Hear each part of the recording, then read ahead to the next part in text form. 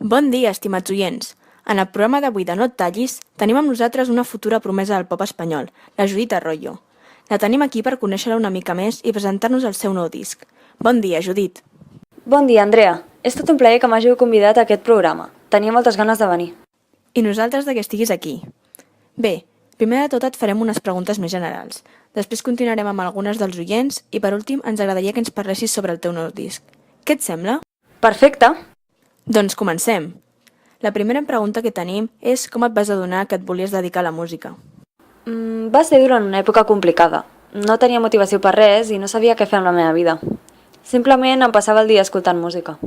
En aquell moment ni m'havia passat pel cap fer-me cantant. Però un dia vaig anar a un concert d'un grup que li agradava a una amiga meva. I va ser llavors quan vaig veure que jo volia ser com ells. Estar dreta damunt d'un escenari cantant i expressant emocions a través de la música. Qui és la teva inspiració musical? Precisament el grup que t'acabo de comentar, BTS. La seva música em va commoure i la passió amb què cantaven i ballaven cadascuna de les seves cançons em va captivar. I encara els vaig admirar més quan vaig saber que ells componien, produïen i escrivien les lletres de les seves pròpies cançons. Em motiven a superar-me a mi mateixa. Últimament has aparegut a diversos programes de televisió, revistes, i m'han comentat que estàs planejant fer una gira per Espanya.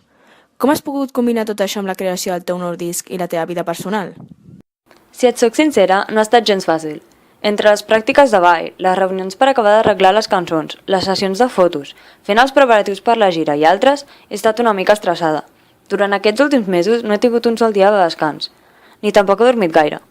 Bàsicament, crec que aquest ha estat el motiu pel qual he aconseguit fer tot el que tenia planejat. Però ha valgut la pena.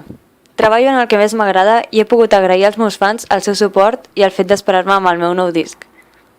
Tot i que crec que li dic una disculpa a la meva família i amics perquè els he deixat una mica de banda durant aquests mesos.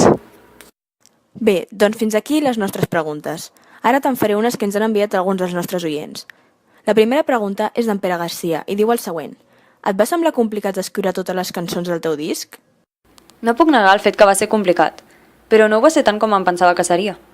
Potser va ser el fet que tenia molt clares al meu cap les idees que volia transmetre i els temes que volia que tractessin les meves noves cançons.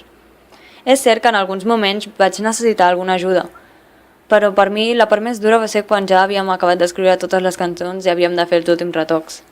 Aquesta pregunta m'ha semblat molt graciosa i ens l'envia la Sofía Espinoza i diu el següent. ¿Tienes pensado venir a Chile? Aquí tienes muchos fans. Doncs sí que ho tinc pensat. Tinc moltes ganes de fer una gira per Llatinoamèrica. El meu objectiu és fer-la com més aviat millor. Últimament m'han arribat cartes de fans de l'Argentina, el Perú, de Xile, també demanant-me que anés a fer un concert allà. O sigui que és una cosa que tinc molt present i estic treballant per poder complir-ho així que sigui possible. I per últim, una de la Marina Pérez que diu els teus familiars i amics et donen suport en la teva carrera? Doncs al principi als meus pares no els hi va fer gaire gràcia que em volgués dedicar a la música. Ells volien que estudiés a la universitat i tingués una feina més convencional, per dir-ho d'alguna forma. Però ara són una de les persones que estan més al meu costat. Intenten venir a veure'm a tots els concerts que faig. Són un gran suport per mi. Els meus amics sempre m'han donat suport. Des del primer moment que els hi vaig dir em van animar a provar sort amb discogràfiques i fins i tot programes de televisió. Ens encanta conèixer-te millor, però ara m'agradaria que ens parlessis una mica del teu nou disc. Quan sortirà? I què t'ha inspirat? Doncs el títol de l'àlbum és The Most Beautiful Moment in Life i sortirà a la venda el mes que ve. Amb ell volia tractar els sentiments que es pateixen durant la joventut. La cançó principal tracta sobre la felicitat dins de la tristesa, ja que les emocions són complexes i no tot és blanc o negre.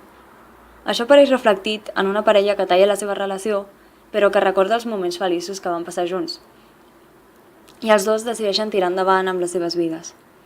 A les altres cançons del disc parlo sobre temes com els somnis i la felicitat, tot relacionat amb els joves que actualment es veuen obligats a decidir el seu futur massa aviat.